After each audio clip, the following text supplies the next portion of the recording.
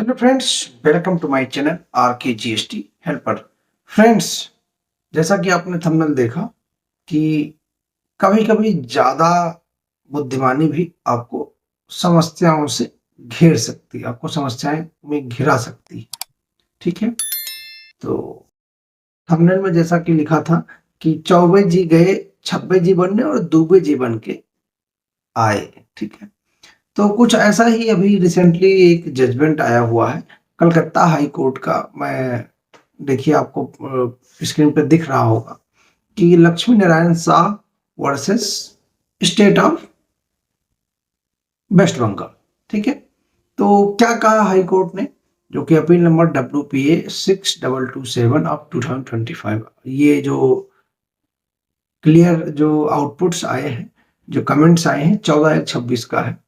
तो उसमें कहानी कुछ ऐसी है, अगर बात करें कि एक व्यक्ति थे लक्ष्मी नारायण शाह जी। ठीक है, उन्होंने क्या किया कि डिपार्टमेंट की तरफ से उनको एक सू कॉज नोटिस आया।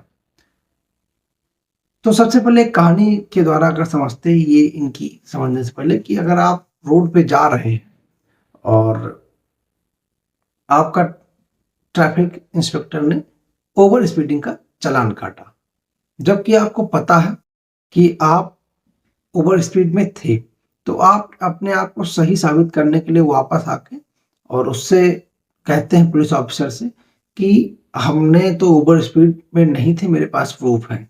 ठीक है, तो जब आप प्रूफ वापस आते हैं प्रूफ देने के लिए, तो पता चलता है कि आप हेलमेट भी नहीं लगाए।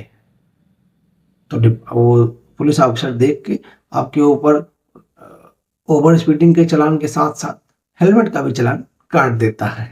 तो ऐसा ही कुछ हुआ एक मामले में, जो कि अपील फाइल हुई और कलकत्ता हाई कोर्ट ने कमेंट तो किया कि क्योंकि अपील में थोड़ी सी बहुत डिपार्टमेंट ने खामियां थी, बट कहानी क्या थी कि एक मिस्टर लक्ष्मी नारायण शाह जी को नोटिस आता डिपार्टमेंट की तरफ से कि 5 लाख की आपके पास पेनल्टी, मतलब शू कॉज नोटिस के द्वारा आती है कि आपने रॉन्ग आरटीसी क्लेम किया है और आपके ऊपर पेनल्टी लगाई जाती है। ठीक है, तो अपने आप को सही साबित करने के लिए मिस्टर लक्ष्मी नारायण शाह जी डिपार्टमेंट को रिप्लाई भी करते हैं और अपने बुक्स ऑफ अकाउंट्स को उठा ले जाते हैं चेकआउट कराने के लिए कि नहीं, मैंने गलत आईटीसी क्लेम नहीं किया है।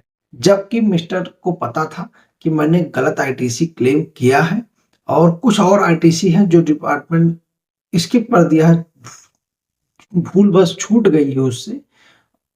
तो वो भी क्लेम करके रखा था। तो जब बुक अकाउंट्स वहाँ डिपार्टमेंट के सामने कमिश्नर के सामने ओपन हुई, तो पता चला कि इन्होंने गलत और आईटीसी क्लेम कर रखी है, जिसपे 5 लाख के बजाय 7 लाख की इनके ऊपर बनती है। तो क्योंकि उसमें हुआ क्या कि इन्होंने कुछ गलत आईटीसी भी क्लेम किया था और कुछ इन्होंने एक्सपोर्ट भी किया था, जिसका जो इनको प्रूफ ऑफ पेमेंट डॉलर में ना रिसीव होके फॉरेन करेंसी में आया ही नहीं। सॉरी, अगर मैं डॉलर की बात ना करूं, मतलब फॉरेन करेंसी में ना होके रुपीस में ही यहीं पे आया। मतलब इन्होंने जो 96B जो रूल है CGST का, उसका वायलेशन किया।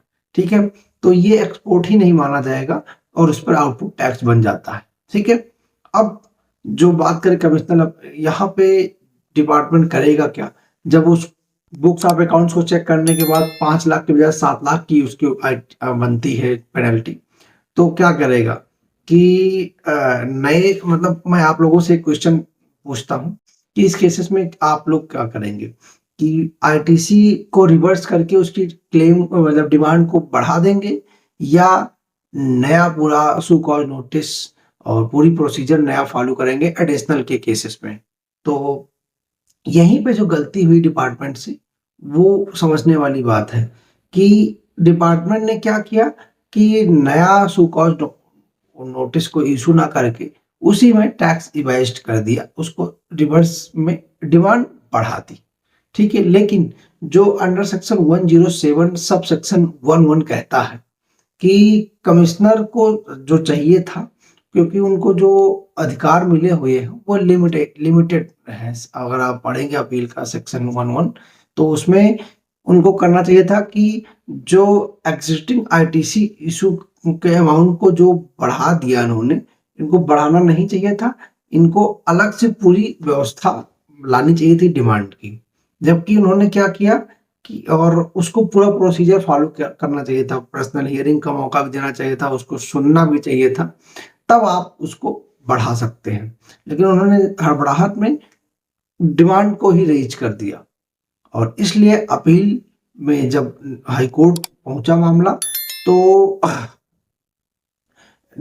हाई कोर्ट ने कहा कि ये इलीगल है, ये डिमांड नहीं लग सकती है, आपको सामने वाले को सुनने का मौका देना चाहिए, आपको पूरा प्रोसीजर फॉलो करना चाहिए था, आपको सेक्शन 73 या 74 74 ए का एक नोटिस इशू करना चाहिए था और रिप्लाई के मौके के साथ साथ पर्सनल हियरिंग भी आपको देनी चाहिए थी। अगर ये प्रोसीजर फॉलो नहीं है तो ये डिमांड नहीं चल पाएगी।